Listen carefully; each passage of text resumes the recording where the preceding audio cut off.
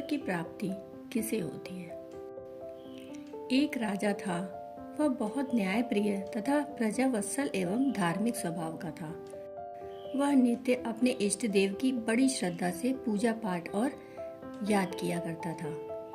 एक दिन इष्ट देव ने प्रसन्न होकर उसे दर्शन दिए और कहा, राजन, मैं तुमसे बहुत प्रसन्न हूँ। बोलो, तुम्हारी कोई इच्छा है?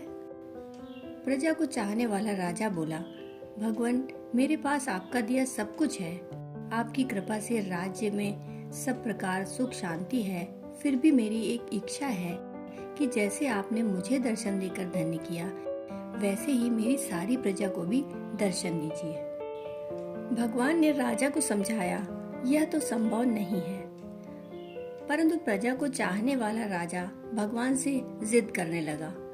आखिर में भगवान को अपने साधक के सामने झुकना ही पड़ा और वे बोले, ठीक है, कल अपनी सारी प्रजा को उस पहाड़ी के पास ले आना।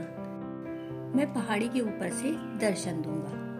राजा अत्यंत प्रसन्न हुआ और भगवान को धन्यवाद दिया। अगले दिन सारे नगर में ढिंढोरा पिटवा दिया कि कल सभी पहाड़ के नीचे मेरे साथ पहुँचे। वहाँ भगवान आप सबको दर्शन देंगे। दूसरे दिन राजा अपने समस्त प्रजा और स्वजनों को साथ लेकर पहाड़ी की ओर चलने लगा। चलते चलते रास्ते में एक स्थान पर तांबे के सिक्कों का पहाड़ दिखा। प्रजा में से कुछ एक उस ओर भागने लगे। तभी ज्ञानी राजा ने सबको सतर्क किया कि कोई उस ओर ध्यान न दे, क्योंकि तुम सब तो भगवान से मिलने जा रहे हो। इन तांबे के सिक्कों के पीछे अपने भाग्य को लात मत मारो। परंतु लोभ लालच में वशीभूत कुछ एक प्रजा तांबे के सिक्कों वाली पहाड़ी की ओर भाग गई और सिक्कों की गठरी बनाकर अपने घर की ओर चलने लगी। वे मन ही मन सोच रहे थे, पहले ये सिक्कों को समेट ले, भगवान से तो फिर कभी मिलना हो ही जाएगा। राजा खिन्न मन से आगे बढ़े। कुछ दूर चलने पर चांदी के सिक्कों का चमचमाता पहाड़ दिखाई दिया। इस बार भी बचे हुए प्रजा में से कुछ लोग उस ओर भागने लगे और चांदी के सिक्कों को गठरी बनाकर अपने घर की ओर लेकर चलने लगे।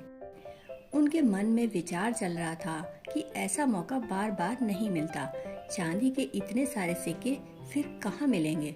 भगवान तो फिर कभी न कभी मिल ही जाएंगे। इसी प्रकार दूर और चलने पर सोने के सिक्कों का पहाड़ नजर आया। अब तो प्रजाजनों में बचे हुए सारे लोग तथा राजा के स्वजन भी उसी ओर भागने लगे।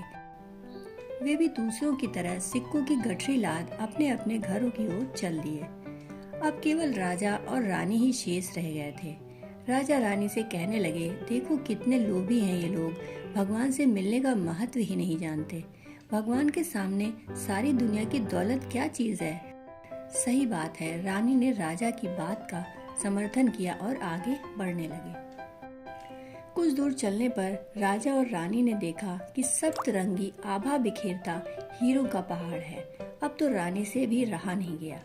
हीरो के आकर्षण से वह भी दौड़ पड़ी और हीरो की गठरी बनाने लगी। फिर भी उसका मन नहीं भरा तो साड़ी के पल्लों में भी बांधने लगी।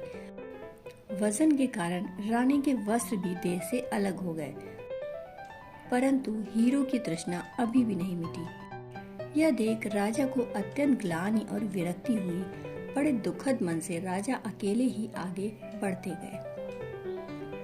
वहाँ सचमुच भगवान खड़े उनका इंतजार कर रहे थे। राजा को देखते ही भगवान मुस्कुराए और पूछा, कहाँ है तुम्हारी प्रजा और तुम्हारे प्रियजन? मैं तो कब से उनसे मिलने के लिए बेकरारी से उनका इंतजार कर रहा हूँ। राजा ने शर्म और आत्मग्लानि से अपना सर झुका दिया।